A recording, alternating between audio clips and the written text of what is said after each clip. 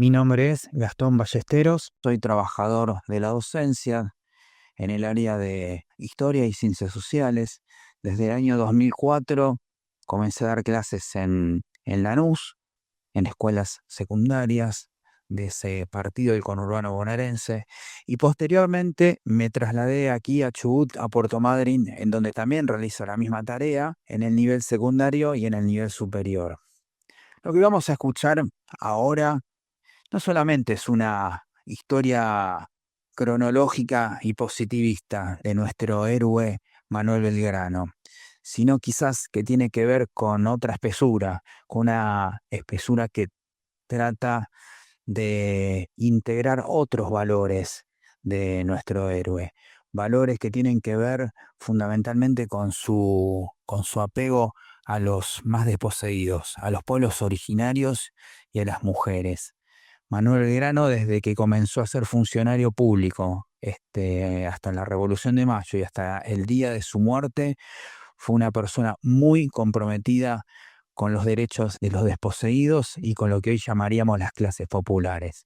Esto es un poquito lo que vamos a realizar en este breve relato. Manuel Belgrano fue un personaje muy interesante de finales del siglo XVIII, principios del siglo XIX. Para mí lo más importante es la educación que recibe Manuel Belgrano a finales del siglo XVIII. Nace en Buenos Aires el 3 de junio de 1770 y nace en el seno de una familia no rica, pero acaudalada, de comerciantes que habían venido de Europa y habían obtenido por parte del rey español la posibilidad de comerciar en el puerto de Buenos Aires, que ya para esa época se perfilaba como un puerto de salida de los minerales extraídos de Potosí. Y allí Manuel Belgrano comienza su vida de estudiante en el Colegio Real de San Carlos, que posteriormente va a ser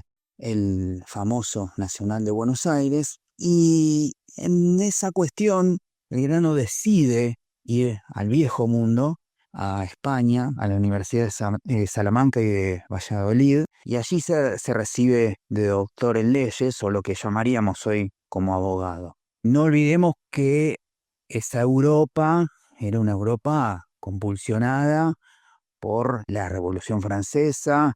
Todavía no había llegado Napoleón al trono, pero prontamente lo haría. Y digamos que era una Europa muy, muy convulsionada, con las ideas de Rousseau, de Voltaire, de Montesquieu, a los cuales él lee, pero fundamentalmente lee a François Quesnay, que es un economista muy, muy prestigioso en Francia, del cual posteriormente vamos a hablar.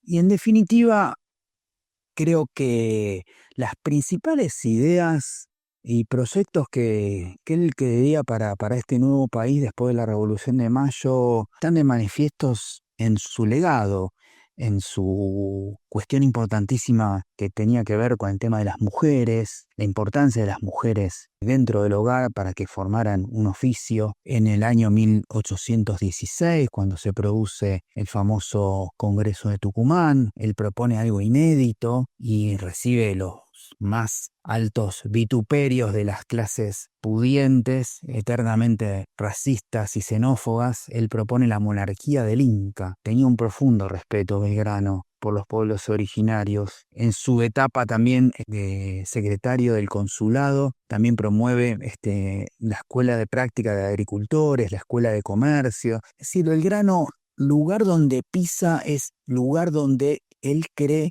que tiene, o creyó en realidad, que tuvo una misión fundamental para educar al soberano, para educar a los futuros ciudadanos de lo que serían posteriormente la República Argentina. Y a veces quizás no se lo tiene en cuenta por esas cuestiones. Sí, es más que todo, se lo tiene en cuenta por la cuestión de la bandera, fundamentalmente, de la creación de la bandera, pero Belgrano también, al ser enviado como militar, primero a Paraguay y después al Ejército del Norte, hay una vasta cantidad de documentos que hablan acerca de cómo el lugar que pisaba, el lugar que decretaba proyectos que después quizás en su gran mayoría quedaron en la nada, pero que estaban en la idea de él, la cuestión de la educación, la cuestión fundamentalmente del desarrollo económico de esas zonas. Y eso es principalmente lo que creo que hay que rescatar de Belgrano, ¿no? No solamente su faz de creación de la bandera, sino fundamentalmente lo que tenía que ver con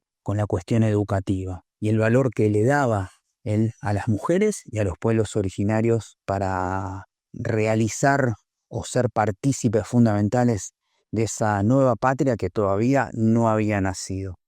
Ya producida la Revolución de Mayo, el 25 de mayo de 1810, comienza una verdadera tarea política para organizar no solamente económicamente la nueva estructura devenida de esa revolución, sino también organizar los ejércitos que van a luchar contra los españoles. Debemos recordar que la Revolución de Mayo fue la única revolución que no fue sofocada, si bien este no es el tema que vamos a tocar, pero en definitiva hay que poner en contexto que en mayor o en menor medida todos los territorios dependientes de la corona española en América se alzaron en armas contra el gobierno español. Y el único que pudo sobrevivir con éxito fue el iniciado acá en el Río de la Plata, en Buenos Aires, el 25 de mayo de 1810. En esa situación, a Belgrano se lo envía como primera medida a Paraguay, en donde realmente no le va muy bien militarmente. Es más, posteriormente es sometido a un juicio por esa actuación.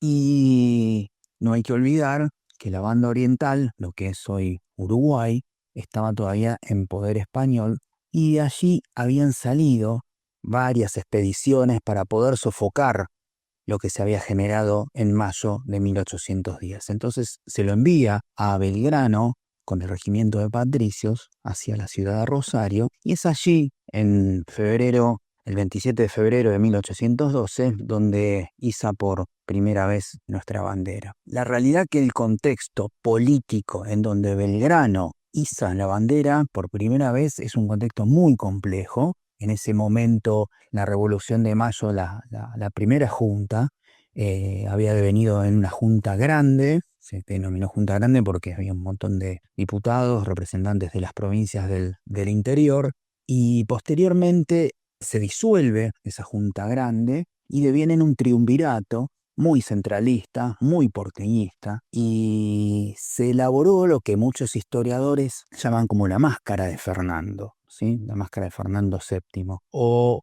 Alejandro Horowitz también lo llama como fernandear. ¿Qué es fernandear? Decir que estás gobernando en nombre de Fernando cuando Fernando en ese momento estaba preso, ¿sí?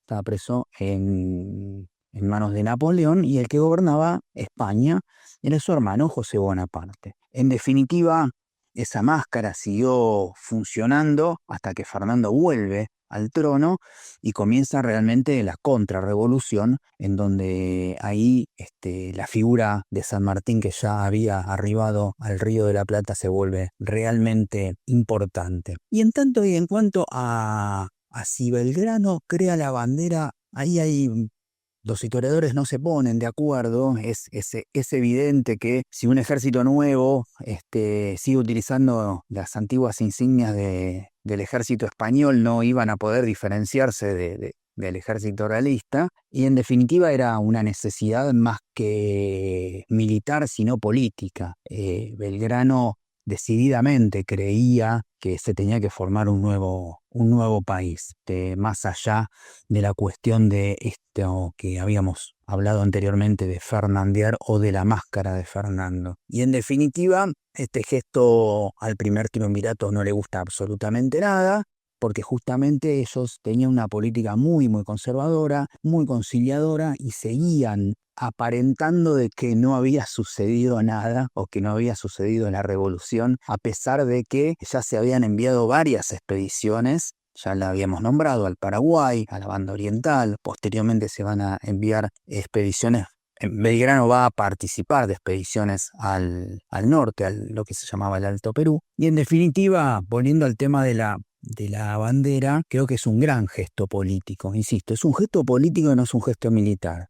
Es un gesto de soberanía. Podemos llegar quizás a decir que es el segundo gesto de soberanía política después de la Revolución de Mayo, haber izado ese 27 de febrero de 1812 a orillas del río Paraná, en donde hoy se erige el monumento en Rosario, la bandera, la que posteriormente va a ser nuestra enseña patria. La función simbólica que cumplió la bandera fue variando a partir de los diferentes momentos históricos en la cual se la evoca. Creo que no es lo mismo la bandera que hizo Belgrano a orillas del río Paraná en 1811, que la bandera que utilizaron los militares a principios del siglo XX para asesinar a miles de obreros en la Patagonia. No es lo mismo la bandera celeste y blanca que cruzó los Andes en manos del general San Martín que la bandera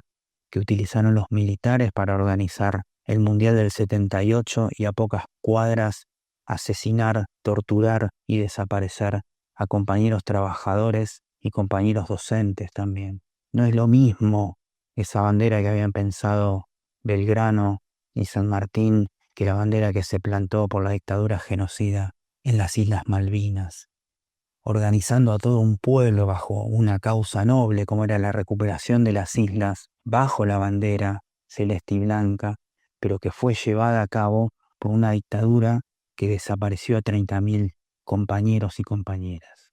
En definitiva, creo que hoy tenemos que resignificar como docentes, como trabajadores del aula, nuestros símbolos patrios y cooptar la bandera para los trabajadores argentinos, que lo han hecho en muchísimas formas y en muchísimas épocas, bajo organizaciones sindicales, bajo marchas, y que también han puesto el cuerpo y han dado sus vidas por la bandera argentina. En ese sentido, tenemos una herramienta fundamental que es la educación para poder seguir reivindicándonos como trabajadores y como trabajadores sindicalizados. Porque como dice el viejo dicho, la unión hace la fuerza. Y el sindicalismo tiene que ser la herramienta que los trabajadores tienen que tener muy presente para poder valorizar no solamente la bandera, sino también sus derechos y los valores ciudadanos que esa bandera enmarca.